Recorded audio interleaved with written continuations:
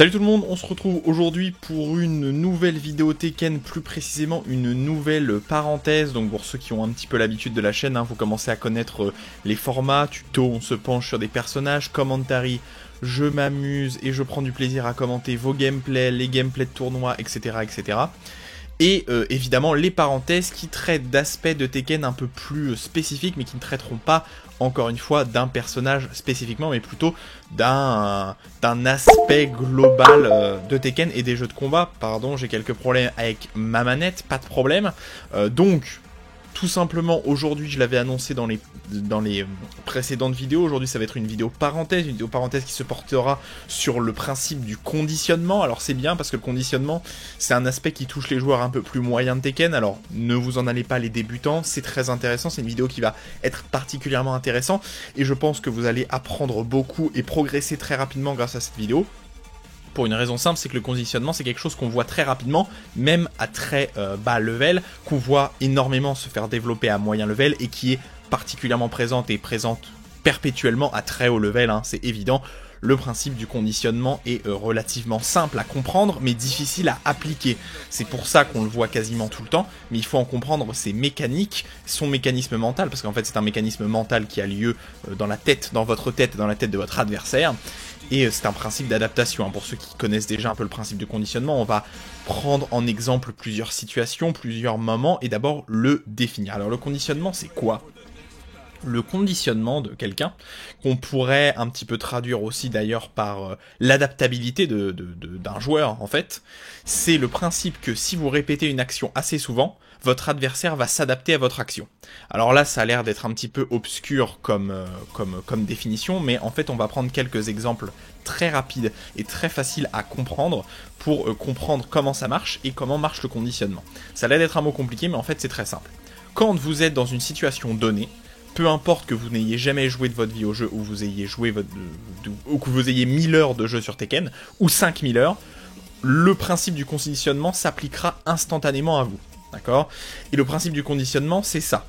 Quand vous répétez une action plusieurs fois d'affilée, vous devez vous adapter si c'est votre adversaire qui la répète, et si c'est vous qui répétez cette action, votre adversaire doit s'adapter.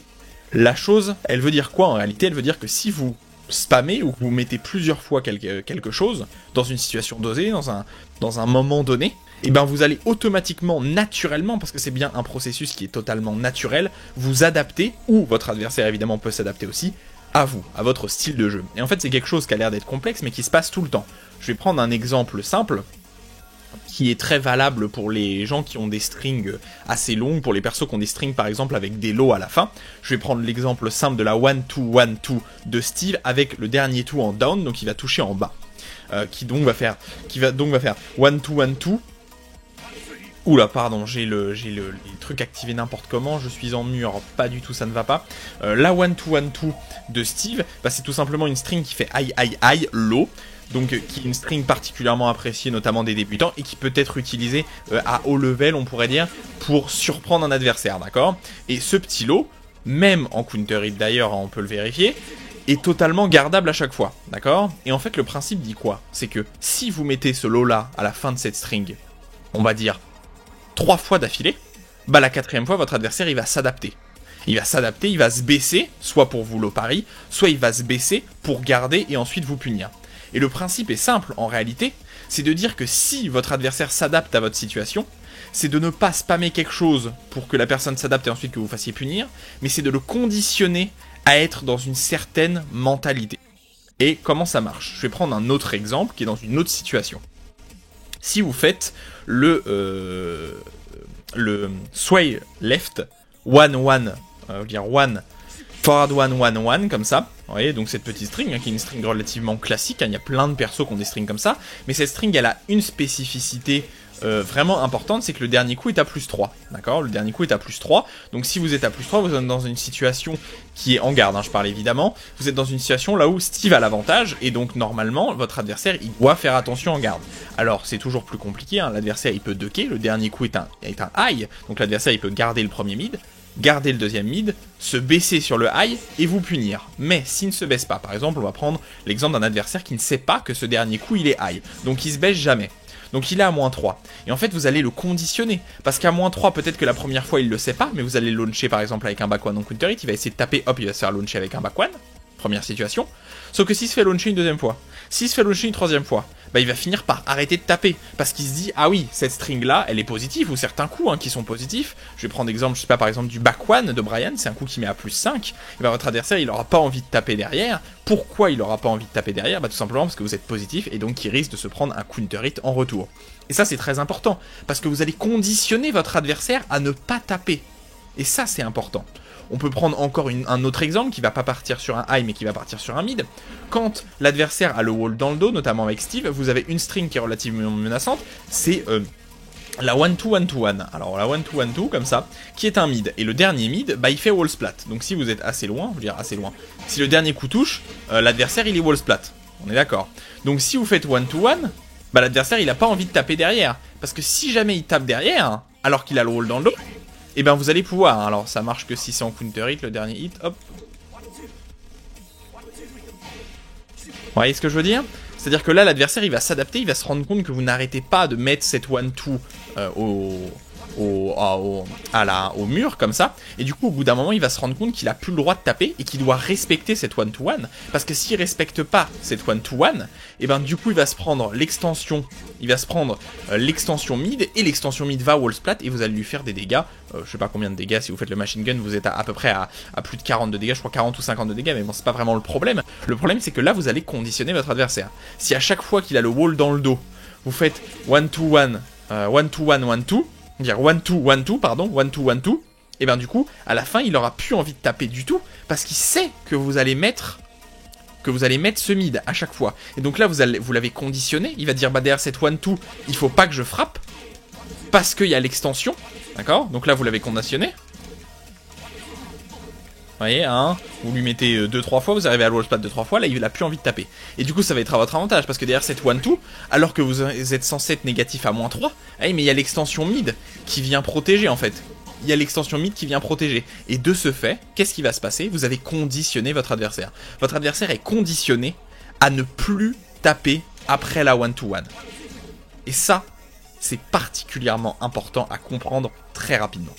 Et du coup, s'il est conditionné à ne pas taper, bah ça veut dire quoi? Ça veut dire qu'il va tout le temps respecter votre 1-2 et que vous allez possiblement lui mettre un low. Alors bon là ça va être trop de pushback, mais vous allez pouvoir possiblement lui mettre un low. Bah oui, parce que du coup s'il est dans l'attente de l'extension mid, bah il va pas taper, et du coup vous allez pouvoir lui mettre gratuitement un low. Bon, évidemment, il pourra se baisser et possiblement garder le low, mais après, vous pouvez remixer. C'est-à-dire que théoriquement, derrière cette 1-to-1, bah, vous n'êtes pas trop censé pouvoir frapper, vous êtes à -3, donc vous devez attendre, vous pouvez sidestep, mais c'est compliqué. Mais si vous l'avez conditionné à ne pas taper derrière parce qu'il a peur de l'extension mid, et ben vous allez pouvoir, par exemple, faire 1-to-1, down forward 1, par exemple. Et avec le temps d'attente pour que votre adversaire se rende compte que vous n'avez pas mis l'extension mid, et ben du coup, possiblement, soit vous allez choper un counter hit si vous mettez un Mach 1, soit vous allez choper un déplacement, pourquoi pas, avec un down forward 1, soit vous allez choper des dégâts gratuits avec s'il est trop passif, avec un low. Et c'est ça le conditionnement, c'est obliger votre adversaire à obéir à vos ordres en fait, c'est un petit peu ça, à obéir à vos ordres, à respecter ce que vous faites. Et c'est pareil, je vais prendre un autre exemple, derrière cette extension low, le down to, comme ça, down to 1, vous avez une extension high qui launch en counter hit, donc qui est une très très très bonne extension, et hop, qui launch en counter hit. Après vous avez full combo, après vous avez totalement full combo, vous pouvez faire beaucoup de damage, mais si vous lui avez mis une fois, 2 fois, 3 fois, l'adversaire il va commencer à ducker. Il va vouloir ducker ce high, déjà pour éviter le fait que vous puissiez vous en sortir à -2 comme ça, totalement gratuitement. Mais surtout, il va commencer à ducker, et du coup s'il duck, vous allez pouvoir faire 1-2, alors 1-2 il faudra faire cancel ou standing 1. Et du coup là vous pourrez peut-être récupérer un adversaire qui est un peu trop agressif, ou qui s'est baissé possiblement. Alors c'est pas du tout facile, vous voyez, 1-to-1... ça demande de l'exécution, mais c'est exactement ça le conditionnement. Vous avez conditionné votre adversaire à se baisser pour esquiver le high. Et de ce fait, comme vous l'avez conditionné à faire quelque chose, vous pouvez anticiper ses mouvements. C'est très important. Et c'est pour ça qu'il faut bien différencier le conditionnement de juste la connaissance du match-up.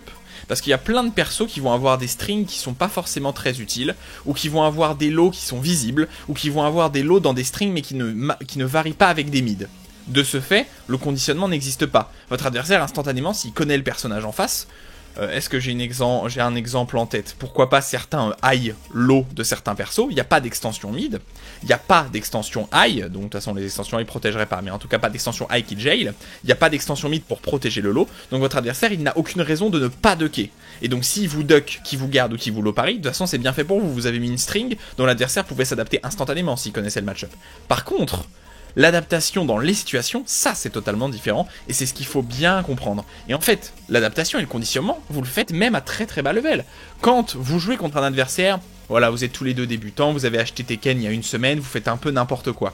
Votre adversaire, bon, votre adversaire ou votre ami, hein, évidemment, qui joue avec vous, il arrête pas de vous mettre tout le temps, il fait tout le temps jab, down forward one, jab, down forward one, jab, il vous met un low, jab, il vous met un low, jab, il vous met un low, c'est pénible en fait. Mais en fait, au bout d'un moment, vous allez vous adapter, vous allez vous conditionner à ce que fait votre adversaire. Vous allez finir par, à chaque fois qu'il met un low pari ou garder low, tout simplement.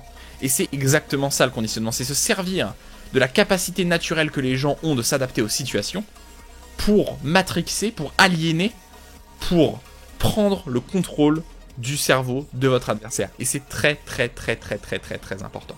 Alors il y a des milliers de situations là où on pourrait développer, il y a des milliers de situations différentes en fonction de votre personnage, en fonction du match-up, en fonction de la situation, un stage sans wall, avec wall, balcony, pas de balcony, etc. etc. etc. Je pense qu'il y a bien trop de situations pour être totalement exhaustif et passer à chaque fois dans telle ou telle situation pour comprendre à chaque fois pourquoi ça marche pas, etc. etc. Mais ce qui est évident, c'est que c'est à vous de découvrir ce principe de conditionnement, c'est à vous de comprendre ce qui marche ou ce qui marche pas sur votre adversaire, c'est à vous de vous rendre compte, est-ce qu'un adversaire, il s'adapte parce qu'il n'a pas fait exprès, ou est-ce qu'il s'adapte vraiment parce que je l'ai conditionné à faire quelque chose, et ça c'est particulièrement important, et quand vous aurez compris ça, au moins partiellement, vous aurez une avance, une longueur d'avance sur vos adversaires, parce que vous saurez comment vous adapter à votre adversaire, vous saurez aussi évidemment comment l'amener dans votre propre style de jeu, et ça c'est particulièrement important, hein. Exemple simple, down forward one de Steve, vous êtes à -2, donc théoriquement vous n'avez pas l'avantage, mais si votre adversaire il met perpétuellement un jab pour pouvoir récupérer l'avantage, hop, vous pouvez mettre un petit pari par exemple. Là vous avez conditionné votre adversaire à arrêter de mettre des jabs derrière votre down forward one, parce qu'à chaque fois qu'il met un jab derrière down forward one, bah vous pariez, donc ça veut dire qu'il va plus mettre de jab, et derrière ça, bah vous pourrez remettre un deuxième down forward one, ou alors vous allez pouvoir mettre un low, tout simplement. Et ce conditionnement là, il fonctionne en permanence, à tous les levels, en permanence, tout le temps en fait, même quand vous ne faites pas attention. Votre adversaire est en train de se conditionner à votre style de jeu, et vous êtes vous-même en train de vous conditionner au style de jeu de votre adversaire. Le deuxième chose que je vais aborder dans cette vidéo, c'est sortir de l'autopilote. J'en ai un petit peu parlé, mais le principe du conditionnement, c'est que si ça ne marche pas pour vous, si ça ne marche pas contre votre adversaire, c'est tout simplement parce que votre adversaire ne s'adapte pas à ce que vous faites. Il est dans une situation cérébrale, en fait, qu'on va appeler, ou dire qu'on appelle d'ailleurs dans tout le jargon de tous les jeux de combat, de l'autopilote. Et quand on est en autopilote, les gens ne réfléchissent plus. Les gens ne sont pas dans l'adaptation à leur adversaire, mais sont en réalité dans des mind games qu'ils connaissent, qui fonctionnent, et ils ne font plus que ça en permanence. Un jab, un sweep, un machin, un ceci, un cela. Et le fait de tout le temps faire la même chose, bah là c'est à vous de vous adapter pour battre cet autopilote, et surtout ne soyez vous-même pas en autopilote, parce que si vous êtes en autopilote et que vous n'avez pas conscience que vous êtes en autopilote, et bien votre adversaire il va se conditionner à votre style de jeu, il va s'adapter et ensuite il va vous battre parce que vous-même vous ne vous adapterez pas à sa propre adaptation. Vous ne l'aurez pas conditionné à quelque chose, vous allez donc juste spammer quelque chose, il va finir par s'adapter et il va juste vous battre. L'exemple est simple. Si derrière un jab vous mettez tout le temps L sweep, votre adversaire il va finir par ducker derrière ce jab pour garder votre L sweep. Et bien en fait il faut, avant même de savoir qu'il va ducker et à quel moment, il faut se rendre compte qu'il va ducker et du coup s'adapter en lui mettant un mid et puis en lui mettant un L sweep. Si vous continuez à mettre des L sweep alors que vous savez que votre adversaire va duck parce qu'il s'en est déjà pris au moins 3 ou 4, et bien ça veut dire que là vous n'êtes plus dans une situation de conditionnement, vous êtes simplement dans une situation d'autopilote. Vous faites quelque chose en boucle, non pas pour adapter votre adversaire, non pas pour l'obliger à s'adapter, mais juste parce que bah, vous êtes un peu en mode brainless, quoi. Vous êtes en mode brain dead, et ça c'est pas bien, il faut se sortir de ces situations-là, et surtout si vous voulez évoluer rapidement, hein, il faut conditionner votre adversaire, et vous adapter, et surtout éviter le principe évidemment d'autopilote qui est un fléau évidemment, notamment pour les joueurs débutants, mais on est tous un petit peu dans nos autopilotes, on connaît tous un peu des stances, des stances, n'importe quoi, des situations qui marchent plus ou moins bien au wall, pas au wall, etc. etc. J'espère évidemment que cette vidéo plus courte, qui a dû durer peut-être une vingtaine de minutes, je ne sais pas trop, vous a plu. Voilà, c'est une petite vidéo, il n'y a pas grand chose à expliquer, hein. C'est à vous de comprendre le principe du conditionnement et à vous l'approprier, à le comprendre et à l'approprier à vous-même, à votre gameplay et à votre personnage. Il faut juste le définir, expliquer comment ça marche et ensuite c'est à vous de vous adapter encore une fois. J'espère que cette vidéo évidemment vous a plu, n'hésitez pas comme d'habitude, partager, pouce, machin, ceci, cela, vous commencez à connaître évidemment. Si vous voulez des nouveaux persos en tuto, n'hésitez pas à l'écrire en commentaire, c'est vrai que j'ai plus trop d'idées en ce moment, on va demander d'autres persos qui sont peut-être un peu en attente, je verrai évidemment quel perso je sortirai dans les prochains jours, dans les prochaines semaines, dans les prochains mois, on verra évidemment. N'hésitez pas évidemment à liker la vidéo, bonne continuation à tout le monde, on se revoit très rapidement la semaine prochaine évidemment. 話にならんな。